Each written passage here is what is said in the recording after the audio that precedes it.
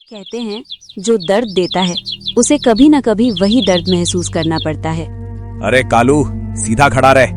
हर रोज तुझे यही काम करना है और हर रोज तुझे समझाना पड़ता है। खाना मैं देता हूँ, पानी मैं देता हूँ, छाया मैं देता हूँ और काम करते समय तेरे पाँव कांपने लगते हैं। जानवर है तो जानवर की तरह काम कर। भोला डंडा मारता है। कालू कुछ नहीं कहता, बस आंखें झुका लेता है। उसकी चुप्पी में शिकायत है लेकिन आवाज नहीं। भोला थका हुआ घर आता है।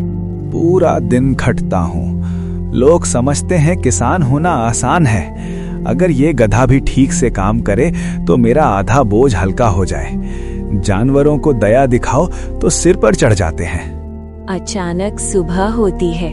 भोला जागता है लेकिन दृश्य अजीब है।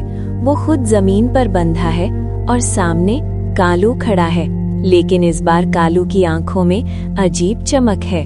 भोला, आज सूरज पहले जैसा ही उगा है। खेत वही है, रास्ता वही है।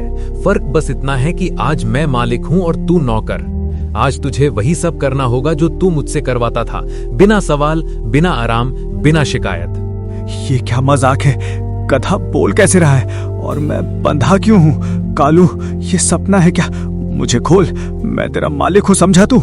मालिक? मालिक वो होता है जो समझे। तू सिर्फ आदेश देता था, आज आदेश मैं दूंगा। कालू बोरे उठाता है और भोला की पीठ पर लाद देता है। ये वही बोरे हैं जो तू हर दिन मेरी पीठ पर रखता था। आज तू इन्हें ढोकर देख। और हाँ, रास्ते में अगर तेरे पांव कांपे तो याद रखना, मैं भी कांपता था।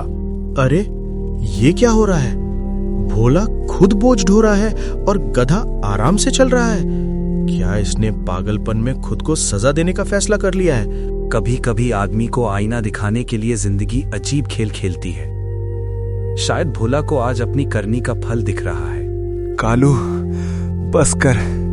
मेरी पीठ जल रही है, कंधे टूट रहे हैं।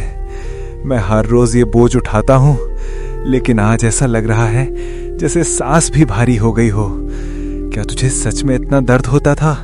जब तू डंडा मारता था तब दर्द सिर्फ शरीर में नहीं, आत्मा में भी होता था। मैं जानवर हूं, पर दर्द मुझे भी होता है। फर्क बस इतना है कि मेरी आवाज कोई नहीं सुनता। भोला की आंखों से आंसू निकल आते हैं। शाम होती है। भोला घुटनों पर बैठ जाता है। कालू, आज मुझे समझ आया कि तू सिर्फ जानवर नहीं है, तू मेरा साथ ही था और मैंने तुझे गुलाम समझा। मैंने तेरे दर्द को कभी महसूस ही नहीं किया। अगर आज मुझे ये सब सहना पड़ा है तो शायद इसलिए कि मैं बदल सकूं। मुझे माफ कर दे। मैं वादा करता हूं, अब कभी तुझे बोझ से ज्यादा इंसानियत दूंगा। माफी शब्दों से नहीं, व्यवहार से साबित होती है। अगर तू सच में बदल गया है तो मैं तुझे माफ करता हूँ। भोला रोने लगता है। अचानक ढेंचू, गधे की तेज कांपती हुई रींग पूरे आंगन में गूंज उठती है। अबे चुप हो जा। सुबह सुबह तेरी एक कर्कश आवाज सुनकर लगता है जैसे घर में आफत उतर आई हो। सोने भी नहीं देता और ऊपर से काम भी ढंग से नहीं करता। आज अगर फिर सुस्ती दिखाई तो मैं तुझे ऐसा सबक सिखाऊंगा कि सारी अकड़ निकल जाएगी। उठ, काम पर चल। तेरे आराम के दिन नहीं है ये। भोला डंडा उठाता है, जोर से गधे की पीठ पर मारता है। चल, खड़ा हो जा और सीधा चलना। आज मंडी तक पूरा अनाज ले जाना है और अगर बीच रास्ते में रुक गया तो याद रख, दया दिखाने का मेरा कोई इरादा नहीं है। तेरा काम बोझ उठाना है और मेरा काम तुझसे काम लेना। यही दुनिया का नियम है और यही रहेगा। तो ये सब सिर्फ एक सपना था। मैंने सोचा था कि उसने मेरे दर्द को महसूस किया है। मैंने सोचा था कि शायद इंसान बदल सकता है। मैंने सोचा था कि एक दिन बोझ बराबर बंट सकता है, पर असलियत में मैं फिर वही हूँ।